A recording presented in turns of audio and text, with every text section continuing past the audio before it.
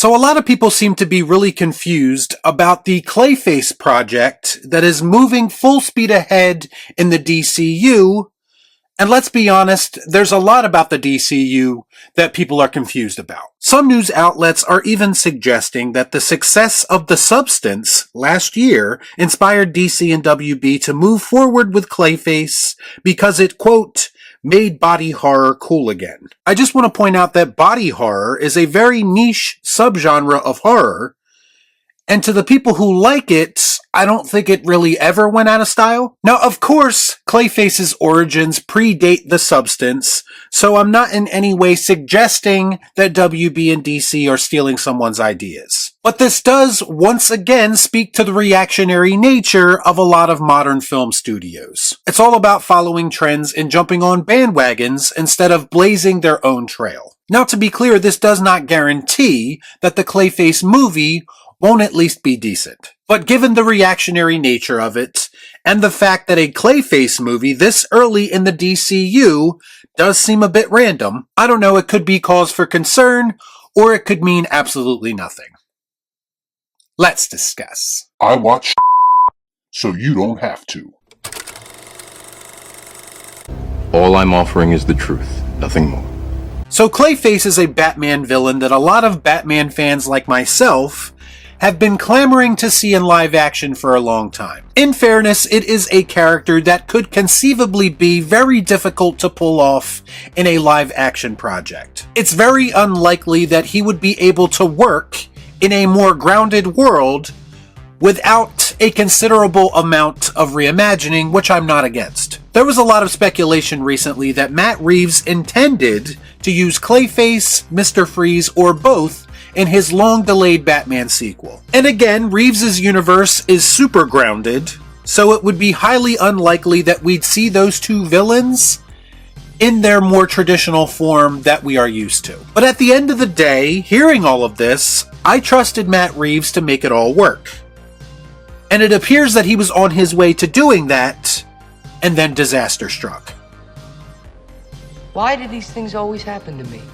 It is being reported by Batman on Film that, quote, Clayface was reportedly planned as the villain in the Batman 2 at one time. The idea then shifted into a Reeves-verse spin-off before turning into the DCU project Clayface. Matt Reeves is producing as he originally came up with the idea. Now, of course, my gut reaction to this is to say, here we go again. It's only natural to presume that WB had something to do with this project being passed around more times than a Kardashian. I mean, we've already heard rumors of this happening to Matt Reeves himself with the Arkham Asylum project that he once had planned. I mean, this is WB's MO, right? We talk about this all the time on this channel. They are the pioneers of studio meddling to the point that they've lost out on so many opportunities to work with these very talented people because those people do not want to put up with their shit. No, don't like that. But putting all of that aside for a moment and trying to look at this objectively, it's difficult to place all of the blame on WB or even James Gunn in this situation, because the report clearly says that Reeves shifted the idea to a standalone spin-off in his own universe, meaning any delays that this might have caused the Batman Part 2 script fall squarely on the shoulders of Matt Reeves himself because it was his decision to remove him from the film. The only real point of contention here is, was Matt Reeves' spin-off hijacked and then turned into a DCU project? Now, James Gunn himself has denied many times that there were any concrete plans as far as villains go for the Batman 2 because he himself had never seen a finished script. A questionable accusation because, as I've covered many times on the channel, we have more than a couple instances where Matt Reeves himself has said that he is close to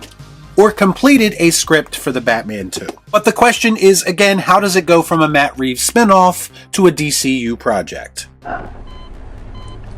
Why? Now, we do have stories dating all the way back to 2021 that talk about how Mike Flanagan was keen to direct a Clayface standalone movie that he had a concept for. So based on that timeline, we can kind of come to the conclusion that Mike had already pitched a Clayface movie to Warner Brothers before Matt Reeves even intended to use him in his sequel. And Mike Flanagan's pitch apparently impressed enough people to the point that they went through with it, and Matt Reeves abandoned his project. And maybe the most recent project takes ideas from both men, and that's kind of why they're both still involved. It is worth noting that neither of these men will be directing the Clayface movie we ultimately get, probably due to other commitments. So where does that leave this project? I think there is some pros and some cons to a movie like this. As far as pros go, I think having people like Matt Reeves and Mike Flanagan involved in any capacity is a good thing, as long as their ideas are not being hijacked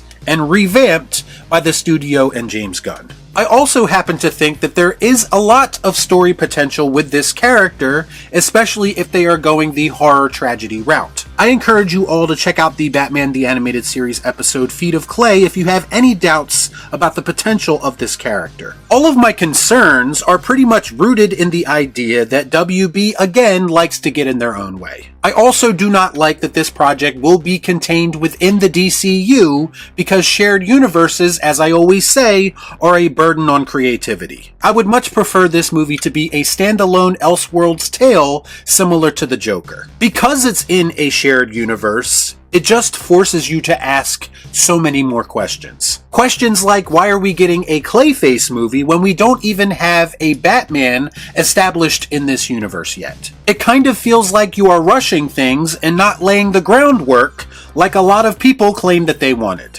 My, how the tables have turned. Like I said before, I have a morbid curiosity about how this project is going to turn out, mostly because of the people involved. I just really hope that there aren't too many cooks in the kitchen. And I hope what we do not end up getting is this Frankenstein's monster of a movie stitched together with several potentially good ideas that ultimately feel like an incohesive story. We've seen that very thing happen many times before, so it's not outside the realm of possibility that it could happen again. As always, we have even more uncertainty around a DCU project the more we know about it. And this is again why I advocated for WB and DC to go the Elseworlds route instead of trying to force yet another shared universe into existence. In my scenario, there wouldn't be as much pessimism around a project like this, because to me it would have been on brand with what WB and DC have proven to be much better at in the past. Just say you hate the DCU and James Gunn and get it over with. I mean, I think I laid out a pretty decent argument about how this could or could not work. That's not what I heard. What I heard was blah blah blah, I hate James Gunn, blah blah blah, I am a cultist. How did you get all of that based on what I said? You can't hide behind your fancy words and fake cinephile persona. You don't like anything, and the DCU is at the top of that list. Here's an idea. If you don't like it, then don't talk about it. Y'all be cool. Right on.